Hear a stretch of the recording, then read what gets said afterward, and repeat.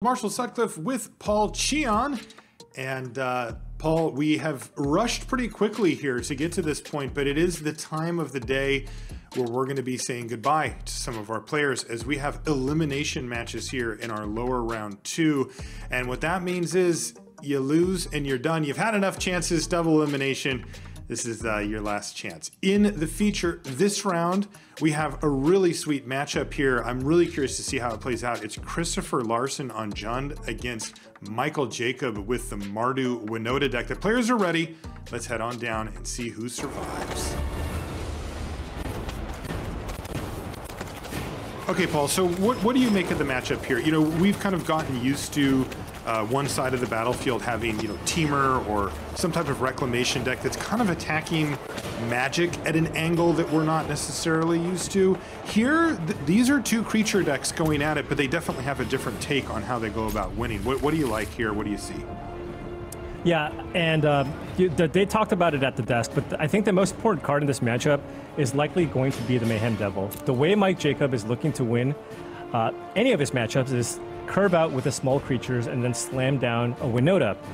Now, if Chris Larson can try to keep the board clear by resolving a Mayhem Devil, sacrificing a few permanents, then that kind of basically takes the wind out of Winota's sails, and that's what he's going to be looking to do here. Okay, well, an early start for Christopher Larson involves, I believe, a mulligan? No, I guess not. But there's a Gilded Goose here. Oh, sorry, it was a mulligan. Yeah, he mulliganed to 6, it looks like.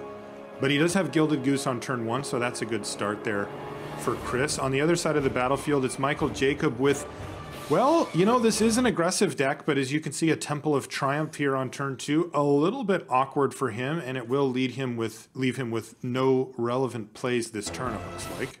Yeah, so this is a very slow start here from Michael Jacob. However, he does have the ability to make 2 creatures next turn. He can go Woe Strider into Winota and get 2 triggers.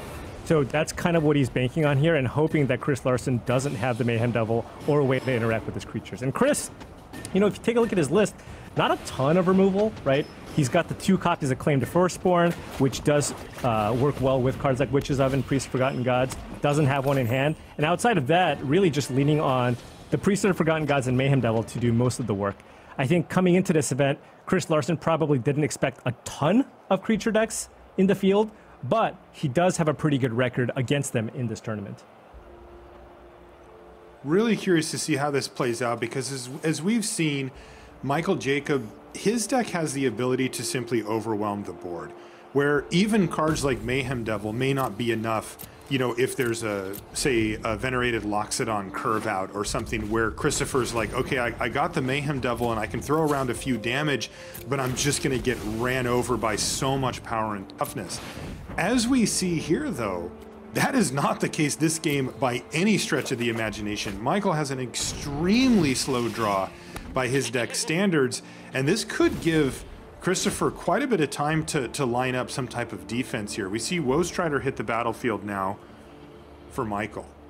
Now, Chris has an excellent draw in terms of being able to grind people out, right? He's got all the pieces. He's got the Witch's Ovens, the Trail of Crumbs. However, he really needed to find a Mayhem Devil here.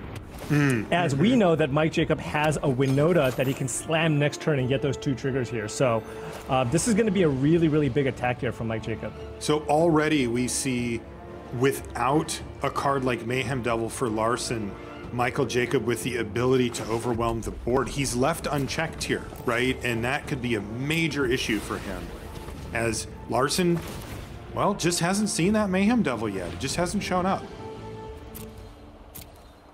He's going to have to settle for activating Trail of Crumbs here with his Gilded Goose. And he does have an extra. Yeah, and he was looking for something like a Claim to Firstborn. Unfortunately, can't find that off the Trail of Crumbs triggers, as it does only get permanents. That's right. So there's Gilded Goose number 2. Rather than the second Trail of Crumbs trigger, he decided to use his mana just to get this Goose down, but... Oh, well, interesting. Oh, wow. It's actually a second copy of Woe Strider plus the Knight of the Ebon Legion. Michael Jacob setting up for an absurd next turn. Is this one wasn't good enough. The Venerated Loxodon Yeah, where's your Mayhem Devil now?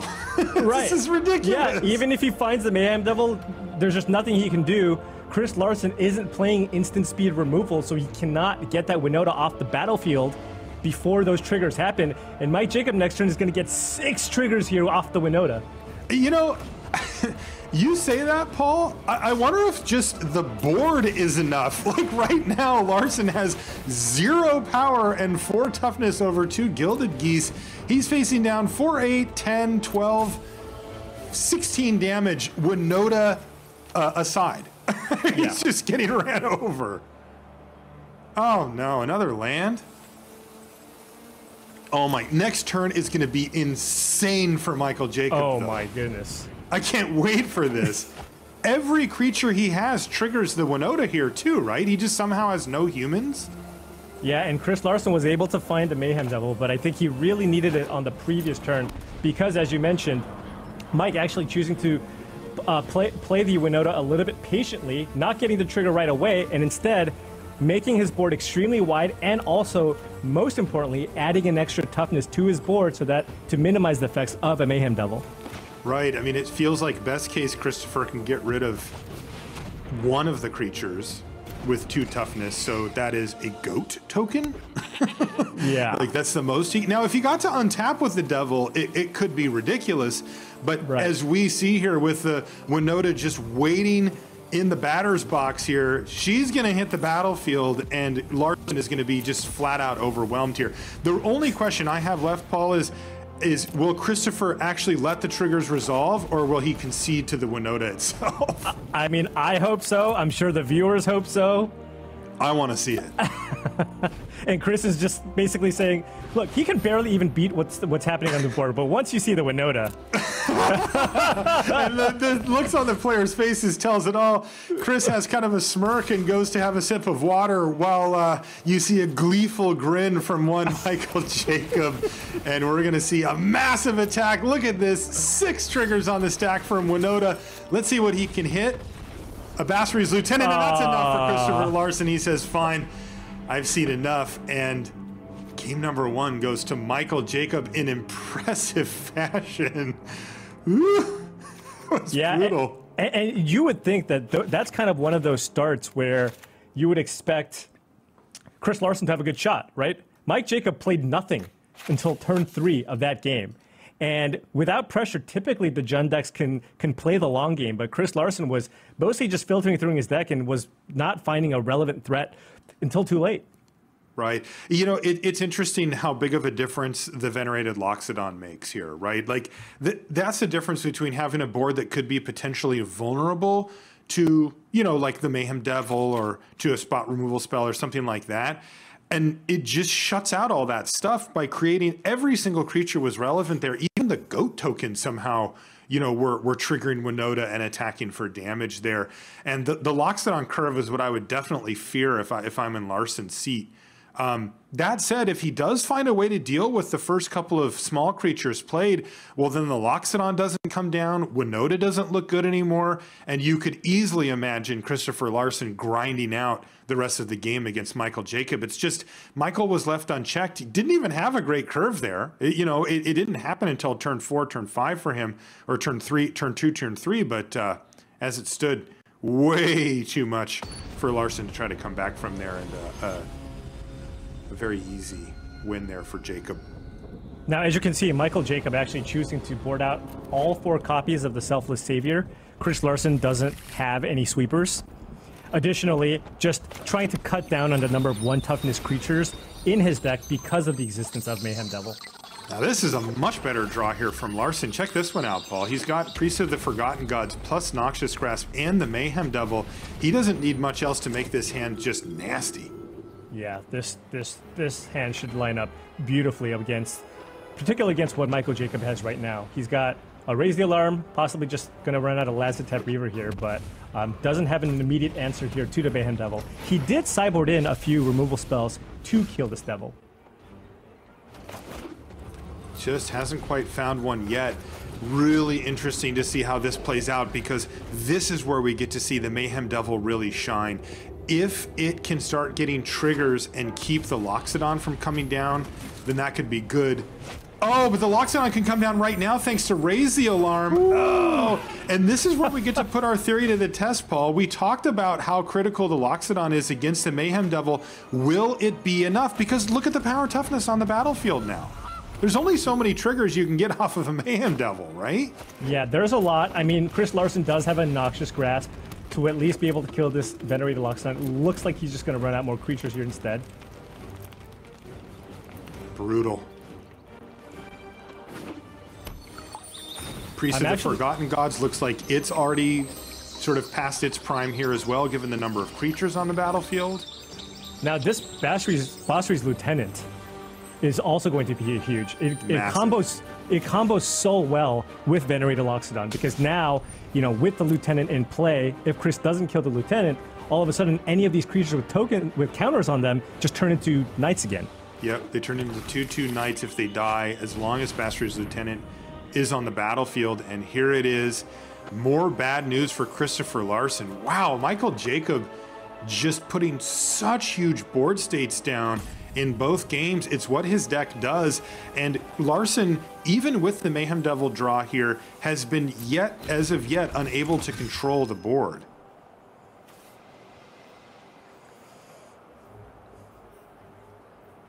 Now, Larson does have ways to interact here, though none of them are particularly favorable. You see the Priest of the Forgotten Gods that he played on turn 2 is active. He's got the Noxious Grasp in his hand that he could use the mana for as well, but boy, oh boy. It just feels like he's being overwhelmed here. Yeah, what a draw here from Mike Jacob. I mean, this Venerated Loxodon, geez. Are you serious? Like, Larson's just smiling at this point. This is turn 4? And this Mike Jacob has incredible. Over 20 power on the battlefield? He has way over 20, yeah. 24.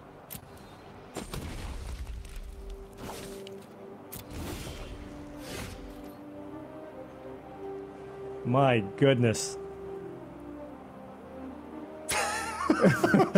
I assume that's water there, Chris Larson, but boy, oh boy.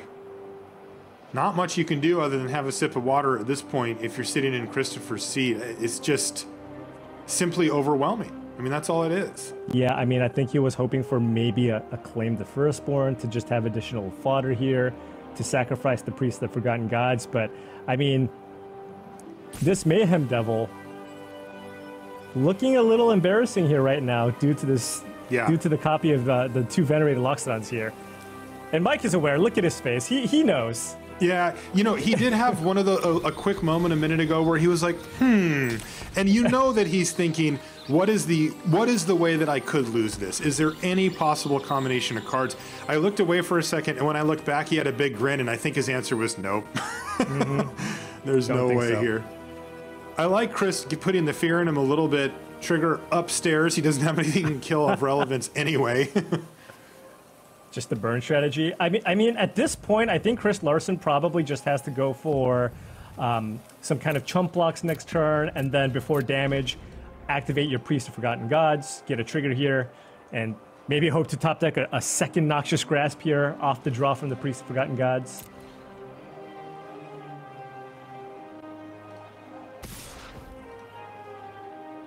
And bang, everything in the red zone.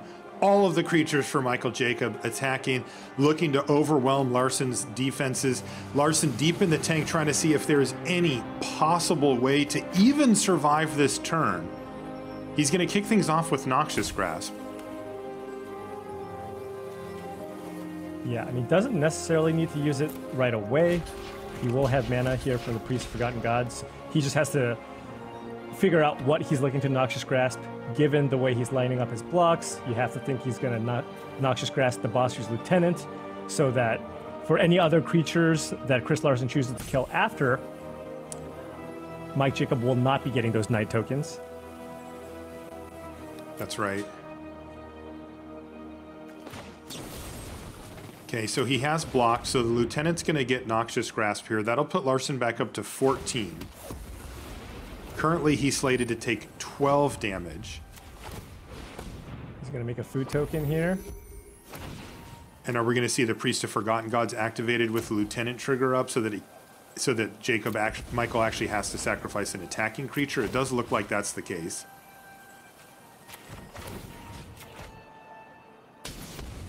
And it looks like the Mayhem Devils are just going to go upstairs here as well, the triggers.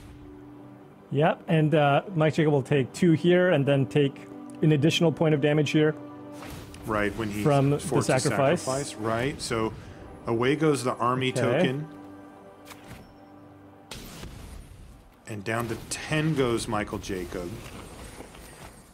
A food is going to get sacrificed. Wow, Larson just going all upstairs. He actually was able to throw around, what, 4 or 5 damage this turn.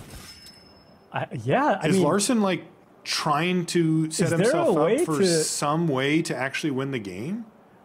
I mean, Mike Jacob's down to 9. Larson's got a Cauldron Familiar. That'll put him down to 8. I mean, you know, he's got a food. 7. Does he have... He's getting close. If he finds something like a Woe Strider, that might buy him just enough time to just burn out Michael Jacob here. Is that... Wow. I would be... Yeah, I'll fall off my chair. But I love that Larson has found a line that at least has made Michael Jacob stop smiling and just think for a while. Yeah, he's like, wait a second, hold on. A little more interesting, you know?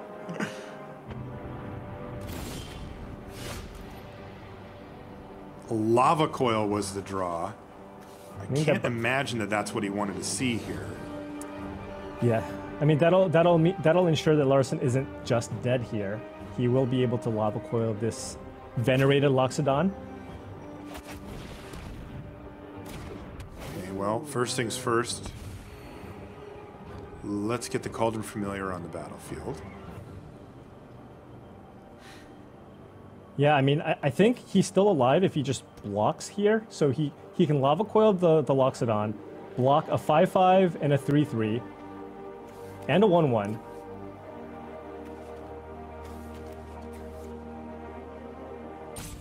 And take 8 damage here. Also has the option of course, sacrificing a food. That's right. He's gonna... Wow, he's gonna take out the Knight here?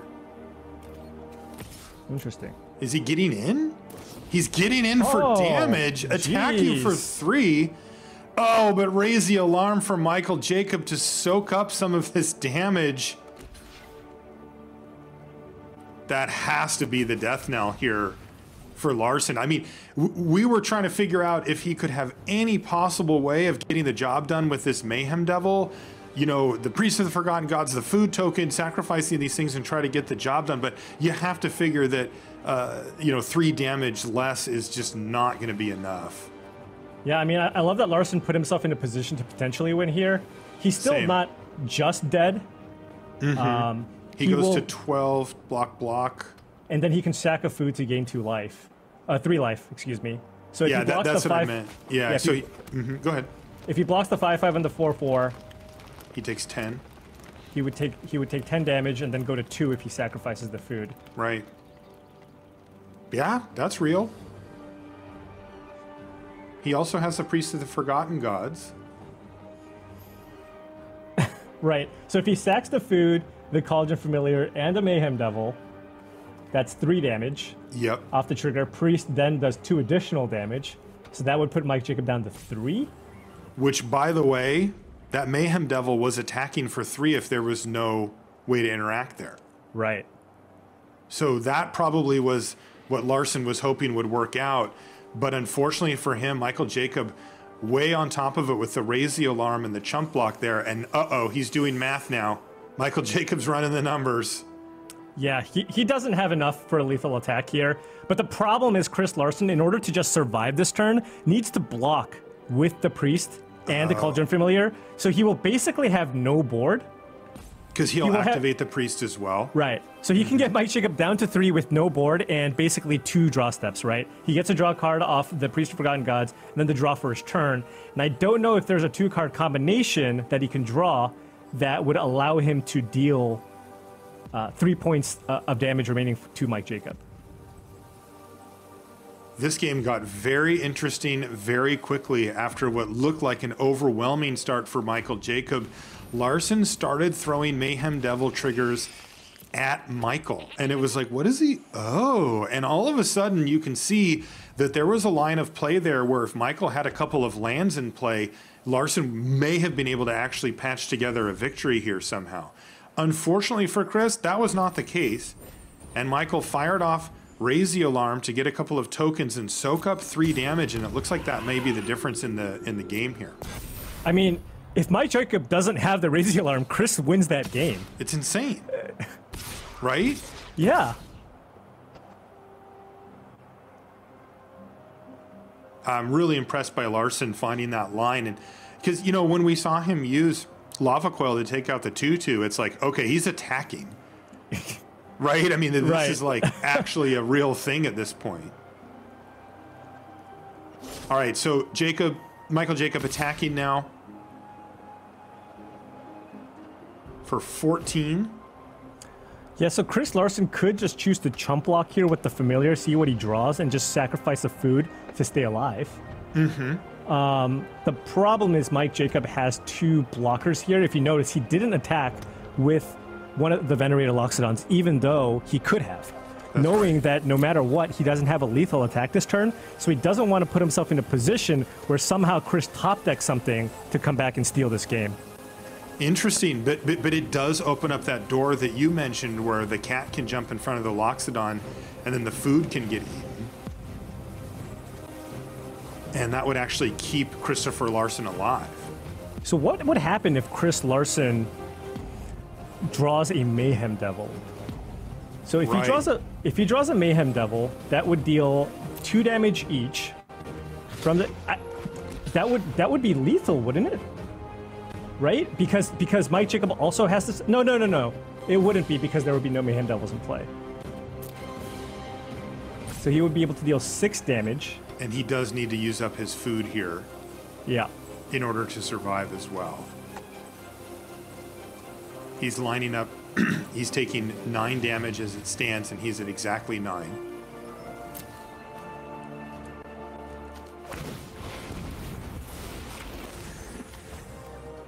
So, if the Priest of Forgotten Gods was able to sacrifice itself, then Chris would have a draw here with the Mayhem Devil. But it does say 2 other creatures. Now he could draw Mayhem Devil, sack the Mayhem Devils, get Mike Jacob down to 1, then top deck like a Cauldron Familiar. Yes. And that, I guess, would be enough. Like... Like the card that he draws has to be Mayhem Devil off of the priest, right? Has to be a way to get 1 damage in, and he also has to top deck a Mayhem Devil here. All right, well let's start off with drawing a Mayhem Devil. Look at this board; that's his only shot. Yeah. Oh, he drew a Mayhem Devil. Oh no way! Wait. Oh my God! That is one of the steps that he needed. Oh my goodness. Okay, Mayhem Devil on the battlefield. So if he draws a cat here, a cat off the top would do it. That would be 7 damage. Oh my God. Here we go. Priest of the Forgotten Gods. No way, right? Come on. There's no way. Now, what if he has a Cauldron Familiar in the graveyard as well, right? Or so he can find something that generates food. Right. You're completely correct. Oh, let's see if he can do it. Here's Mayhem Devil. Trigger. Gilded Goose. And we're going to see if this Priest of the Forgotten Gods can come through for Christopher Larson. He's got like 8 cards, maybe 10 cards. It is Woe Strider. He could have found a Trail of Crumbs, Gilded Goose, a Witch's Oven, a Gilded Goose, a Cauldron Familiar. Oh man. And he found a Woe Strider instead, and he has to give the good game. We have to give props to Christopher Larson for the way that he played this, putting himself in a position to win this impossible game, not once, but twice. And he's got to look at the top card of the library, and there why? One away for Chris Larson. But at the end of the day, it's going to be close. Michael Jacob taking down this match 2-0. Incredible stuff, though, from Larson as we see him exit the tournament. I'm super impressed, Paul. He put himself in a position to win an almost impossible game 2 times and came so close. He was 1 card away. That's the thing. I mean, these are the games that really separate kind of the elite players from the rest of the field, right? You look at a board like that, oftentimes you're just like, all right, I'm dead. You've got 24 power on turn 4. There's just not a single chance that I can come back. And Chris clawed his way back and put himself in a position. He had like 11 cards he could have drawn there to steal that game. I mean, it was incredibly well played. I mean, imagine your opponent is at 16 life, and you're just like, you know what? I'm going to start going to their face. Yeah. This is my plan. This is my plan. And he almost got there. And you're facing down 20 power or whatever at the time, too. Incredible. But ultimately, it was Michael Jacob who won, and we got a chance to have a word with him right now. I'm with Michael Jacob once again, who has snuck across the line against Christopher Larson. Wow, just got there with the help of some elephant friends, Michael. I did, yes. Much more elephants than Winotas this round, but I'll take it. I mean, we talked about the importance of Mayhem Devil. You yourself said it was the card that you were the most worried about heading into the matchup, but you still managed to beat Larson drawing, you know, there were Mayhem Devil triggers flying all over the place, still got there. Yeah, there were. Yeah, and I think he actually threw one of my tokens earlier, so that could have been the reason why I was able to win at the end. Well, I mean, look, you've got to be happy with where you're standing now. You know, you're poised to get back. I know it was a rough start to begin with. The day got off to a bit of a shaky start, but the wind's back in your sails. And I mean, talk us through how you're feeling right now. You feeling more optimistic, still cautious? What's going through your head? I was feeling really bad after round 1. I thought it was a good matchup, but I was on the draw. I know Alan's a great player. He drew all 3 with Ether Gust. Clearly a great player. Game 1, and then I'm only going to 5 game 2. But I started keeping 7-card hands and having good on the plays against Raph and now against Larson. So I'm looking forward to having turn 4 Minota, which I don't think I've gotten yet. All right. Well, look, mate, you've done very well so far, and hopefully now, yes, the winds of momentum are back in your sails. So, Michael, look, mate, the very best of luck for the rest of the tournament. Thanks for joining us.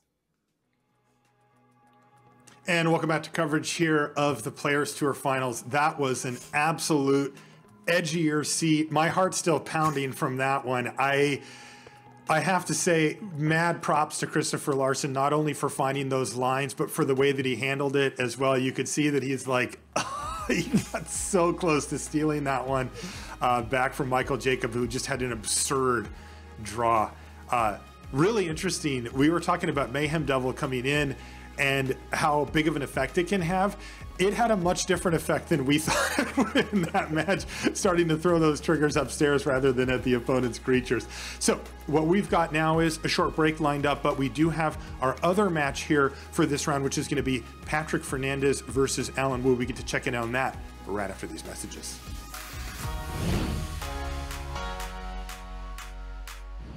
If you're sitting in Li Shitian's seat, you better be happy because he picked mono red under the assumption that he was going to be facing a lot of Golos in day 2. Remember, Li didn't have to play day 1. He earned a bye, and he's got the matchup. Ramau is on Bant Golos. Li Shitian looking at casting a Tin Street Dodger to try to pile on as much damage as possible. Or does he need to use that Knight to try to take down Golos if Carlos Ramau goes for the block? This is the question that Li Shitian has to answer. And as he's decided maximum aggression, he's going to go for the Dodger. Yeah, it looks like he's going to run out Cavalcade here as well with the mana from the Runaway Steamkin. Woo! And he'll have... I guess that does give him the Rimrock Knight. He'll have one mana... Rush. Right, he'll have 1 mana left over to either go for Boulder Rush or make one of the Tin Street Dodgers unblockable. Yeah. I don't see how Ramau can get out in only 1 turn cycle. Carlos needed to have a sweeper, and even if he did, he still would have been enough. Actually, if he found a sweeper, he could have run out the Arboreal Grazer. But that's still the double cavalcade of Calamity would still trigger off the Legion Warblast, and that still would have been lethal. So, wow. Yeah, I think this is it. The metagame call from Li Shitian is going to pay off. He got the exact matchup that he expected here in day 2. This is why he's the only mono red player in the field, and he's into the top 8. Wow. Congratulations to Li Shitian. Li Shitian. Oh my goodness. The only mono red player. Look at him. He is absolutely overcome with emotion after making yet another top 8 on what is already a Hall of Fame career for Li Shitian.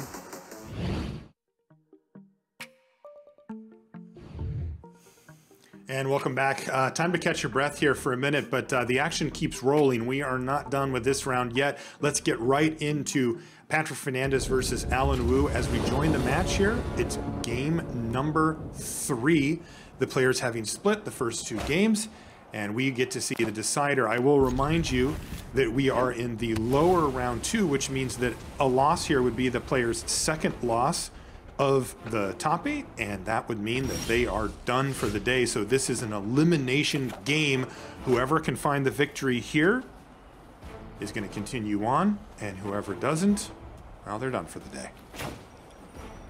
Yeah, and both players with reasonable openers here. Patrick with the double growth spiral hand, and obviously always a great thing to have here in this matchup. Being able to have the additional mana. I think most importantly, it's not even necessarily a dance around resolving Reclamation, but most importantly, it's who gets to get the bigger Shark Typhoons. Because what ends up happening in this matchup, especially after sideboard, you're often just kind of playing this draw-go game. And, you know, oftentimes what ends up potentially running away with the game are the instant speed spells that you can play. So things like Shark Typhoon, or perhaps being a Spectral Sailor, drawing cards, forcing your opponents to react to that. Those are some of the most important cards that need to be dealt with in this matchup. You see both players really doing exactly what they want to do at this stage of the game, which is develop their mana base. Alan Wu able to go Growth Spiral into Uro, and for Patrick's side, he's got Growth Spiral into another Growth Spiral. So we're going to see a lot of mana available for both of these players, and a little bit awkward here for Alan with Brazen Borrower and a pair of Expansion Explosion. At what point does he just fire off one of those explosions to get things rolling? I think you're going to see Alan try to be mostly patient. I mean, it is possible that he just runs one out to try to draw a counter. He does want to continue hitting his land drops. So I could see a world where maybe he just goes for an end of turn explosion for 2 here. Okay. If Patrick does have a counter, then sure. Like, you got one out of his hand. That also fills up his graveyard for the Uro in Alan Wu's graveyard. And it looks like Patrick says, you know what, sure, I'm going to cut you off from 2 cards. I can get some value out of this Mystical Dispute before it becomes not so great. And I'm just going to go ahead and throw 1 blue mana at this first explosion. Probably feels pretty good about that transaction as well. Yeah, and a big draw actually here from Alan Wu finding the Castle Vantress. So now he has something to do with his mana and doesn't necessarily feel as compelled here to fire off explosions at the end of Patrick Fernandez's turn. And as you mentioned, sometimes it just comes down to these Shark Typhoons, and there's one hitting the battlefield here, a Shark token, and it looks like it's going to be the unfortunate recipient of an explosion here as well. I love this. 3 cards. I love this. Because Mystical Dispute exists, because both sides are playing a ton of counterspells, Alan Wu goes, this is my window to try to resolve Expansion Explosion and try to get ahead on cards. And I'm really, really hoping that you're not punishing me here by casting a Wilderness Reclamation and having the huge mana advantage. And he didn't. And he got away with this, right? He was able to resolve that explosion. And now he is in a really good position here because he is up 3 additional cards here. Yeah, it's interesting because that went by very quickly, but that moment that you just described was really important for Alan because he resolved that, but then had to say, go, shield's completely down. You got to hold your breath if you're in Alan's seat, like, please, please, please don't just completely punish me for this. And instead it was your move. Yeah, I mean, and all of a sudden, Alan was like, oh, okay, great. Now I get to just do whatever I want. I got away with it. I mean, you can even see the look on Patrick Fernandez's face. He was, you know, a little disappointed with that whole exchange because he wasn't able to punish Alan Wu right there. That's right. Oh, such a big opening, and he just could not find anything to do with a bunch of reactive cards in hand for Patrick, plus the Shark Typhoon that's left. And things starting to shape up better and better for Alan Wu by the moment. You mentioned it a minute ago, but that Castle Vantress is going to have a big effect here as well. And take a look here. Patrick Fernandez could have gone for a gigantic Shark Typhoon here. He could have gone ahead and just made a 5/5, but well aware that Alan Wu has cards like Brazen Borrower in the sideboard, choosing to actually go for a smaller Typhoon here instead, just trying to hit his land drops, put a little bit of pressure on Alan, but more importantly, he put a second counter on Blast Zone in case he really wanted to deal with that Maze Mind Tome that's on Alan's side of the battlefield. Yeah, what's the tech here with the Maze Mind Tome? I mean, you know, you think about cards like Spectral Sailor out of this deck that can draw cards kind of forever, but it does cost more mana. Where the Maze Mind Tome, you know, you get 4 shots at it, which is plenty. But what's the deal with the Maze Mind Tome? The Maze Mind Tome is much more resilient to removal. We have actually seen at other points in this tournament where players have boarded in Bone Crusher Giant or other such cards to deal with potential opposing Spectral Sailors and Brazen Borrowers. However, if you bring in something like a Maze Mind Tome, it is not really vulnerable to any of those cards, and the only way you can kill it is with the Blast Zone. Okay, and that's exactly what happened here. Fernandez using that Blast Zone that he had ticked up to 2 to take out the Maze Mind Tome before it got out of hand. Alan really just got the card back off of it, and that was it. Now we're going to see the 2/2 Shark start to get its attack on, but instead Alan Wu now has his own Shark, and it's much bigger. And we're going to see a Brazen Borrower send that 4/4 Shark right back into hand and keep the pressure flowing here for Patrick.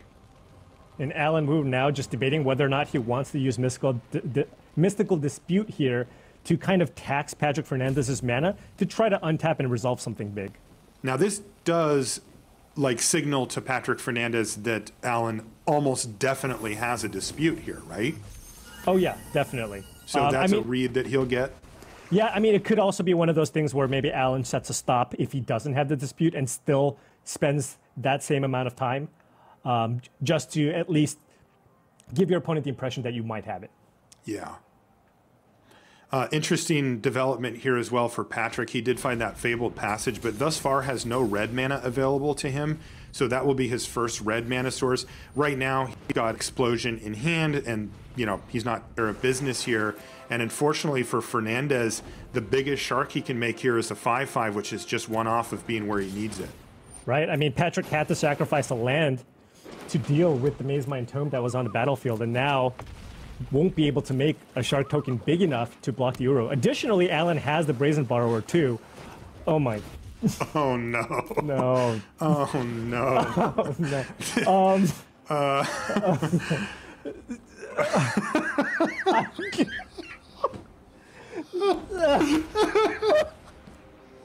Oh man. So that's a Shark Typhoon for 5. Things I never thought I'd see on a Magic stream. You know, he's got to go for it here. It's. Oh, and another explosion here. Alan, I mean, this is oftentimes how the matches. This is oftentimes how the matches play out, where you're no longer trying to set up this combo, and you actually just end up being kind of a teamer control mirror. That's really oftentimes how it plays out. Right, and the fact is this Uro having stuck on the battlefield and now attacked twice is just left Alan Wu with a completely full hand. I mean, he now has 8 cards in his hand at this point in the game, and he's just simply outclassed Fernandez. That counterfight that we saw over the Uro was the game, it looks like. I mean, unless Patrick can come up with some miracle, you know, somewhat along the lines of what we saw from Larson's attempt in the last turn in the last game. And that doesn't look like it's on the table here. This Uro was the game. Yeah, Alan is simply too far ahead. I'm not sure if Alan maybe took a look at how Patrick Fernandez sideboarded. It looks like he's getting ready to concede here. Yeah, and you see Patrick Fernandez waving bye to his fans in Brazil as well as he has to scoop them up. And that's going to be his tournament coming to an end. Still absolutely fantastic run there by Fernandez, putting himself into the top 8 of a major event, a really big career mark for him and something he won't forget soon.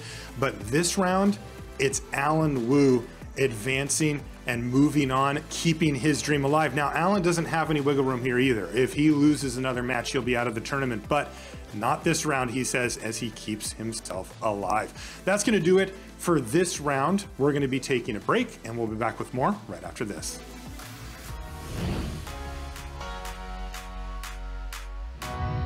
We're in the finals here of Mythic Championship 6. I'm Marshall SUTCLIFFE with Paul Cheon. Take a look at the trophy there as we work our way back into the feature match area. And we've got two very, very good players playing very, very well in the finals. And of course, if you thought for 1 second that this was going to go to anything other than 5 games, you were wrong. We're in game number 5. Paulo has Ether Gust, and he can just get that Krasis out of there, and that will actually allow him to attack Andre's life total down to 13 while killing Oko. But I think this is pretty much all Paulo has. That was kind of it. Right? Strasky is still sitting at 13 life, and he just has a questing beast that Strasky needs to deal with. Paulo is completely out of gas here. He has 1 card left in hand. It's a land. Can you imagine sitting in Andre Strasky's seat right now? He was staring down loss in the last game. He fought his way all the way back to win it. And now he's playing against somebody that when he first met him, he literally said, "You're my hero. Like, you're the person I watch on this very stream, and I want to be like you." And he's on the verge of beating him in the finals of a Mythic Championship. I mean, again, this is literally what you're dreaming about. Andre Strasky wins Mythic Championship 6. Congratulations, Andre. Oh my goodness, what a turnaround. I mean, I thought Paulo had it. I thought Paulo had it in game 4. I did too. Unbelievable. He stuck right in there, never gave up, and found the right lines. Andre played so beautifully here in the finals and in the whole top 8. A well-earned victory for Mythic Championship 6 winner, Andre Strasky. Oh my goodness.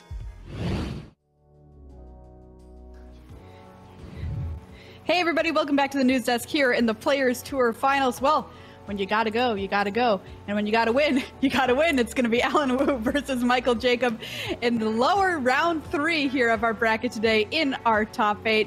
I've got Cedric and Riley here with me at the news desk. Let's take a look at that bracket and find out what's been happening all day today during our top 8. Take a look there. We've settled a lot of things going on in the upper bracket.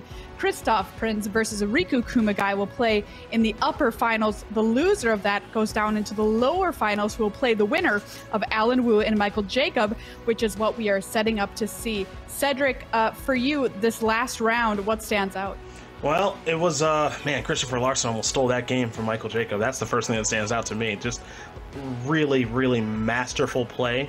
I mean, just really, really well. I mean, Christopher Larson is someone I know, someone who I chat with at events when he's stateside, and just to see him play that game as well as he did to almost steal that victory from the Jaws of Defeat was really impressive. And though we didn't get to see a ton of Alan Wu's match against Patrick Fernandez, what I'm excited about here is a rematch in the lowers, baby. I can't wait.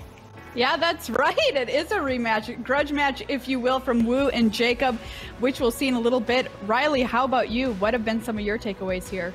Well, I got the chance to catch up with Michael Jacob, obviously, when I did the interview with him, and just getting a sense of where he's at it's really interesting because he seems to just be having a great time. I mean, that was the biggest takeaway that I took away from spending the couple of minutes I did record in the interview. He just seems to really be enjoying himself. I think he's secretly, or not even secretly, perhaps very pleased with his deck choice. I think that he's, happy to be flying the anti-team erect flag. And the numbers that he's up are really good. He said that the day got off to a rocky start after a couple of mulligans and whatever else, but his headspace seems to be really positive. He looks to have the real mindset of a winner.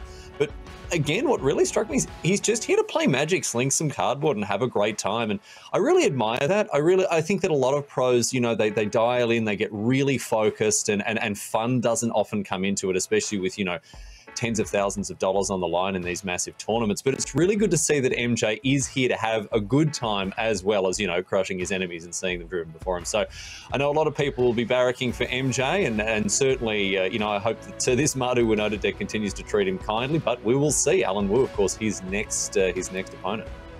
So that will be our lowers round 3 coming up here. But before we get to it, we're going to take a look now at the top 5 white cards from popular streamer Nizahan. I'm Nizahan, and here are the 5 most played white cards at the 2020 Players Tour Finals.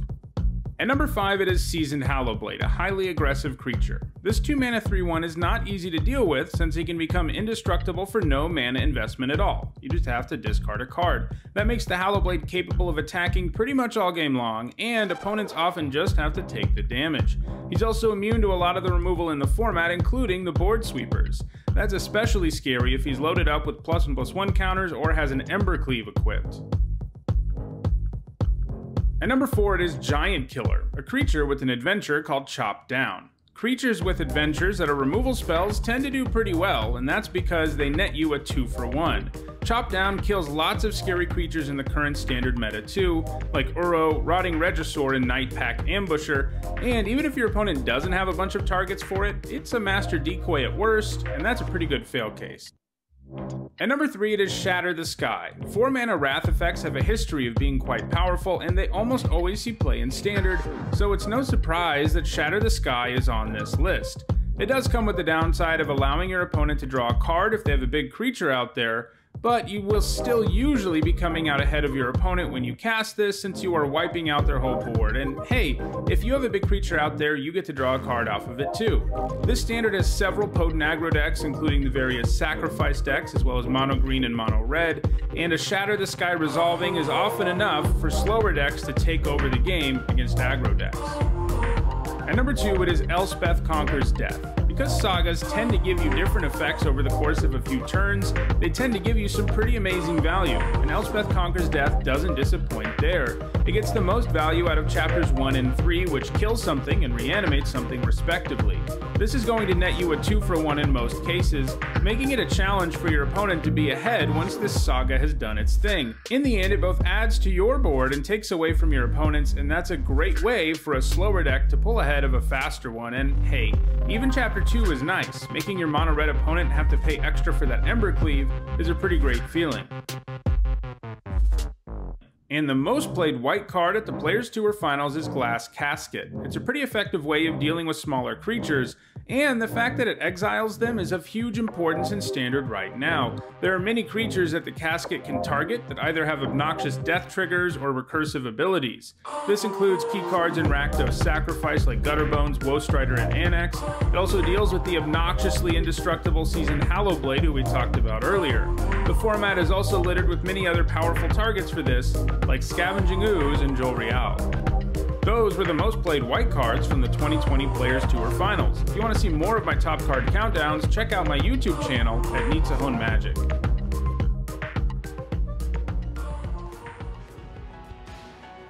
What's up, everybody? Welcome back to coverage of the Players Tour Finals, and it is time for round 3 of our lower bracket. So let's find out who will be watching and what tools they've brought to the battlefield to be able to win the whole thing. Michael Jacob with Mardu Winona versus Alan Wu on Teamer Reclamation. 2 players who have showed they definitely have what it takes to, in fact, take the whole tournament down. Just amazing days for both of them. First player we're going to check in on is Michael Jacob and his awesome Mardu Winona list that he brought to break the whole format. And you know what? He's playing against the deck that he had in his sights, Cedric. He is, and we are very much in the grudge/rubber match aspect of things right now. You know, you do see the deck list. I think if you've been watching the broadcast for a little bit or checked out the deck list over the past week or so, you're pretty familiar with what's going on here with Jacob's deck. It's a lot of creatures. The goal is to resolve a Winota, and then from there the game should be pretty easy.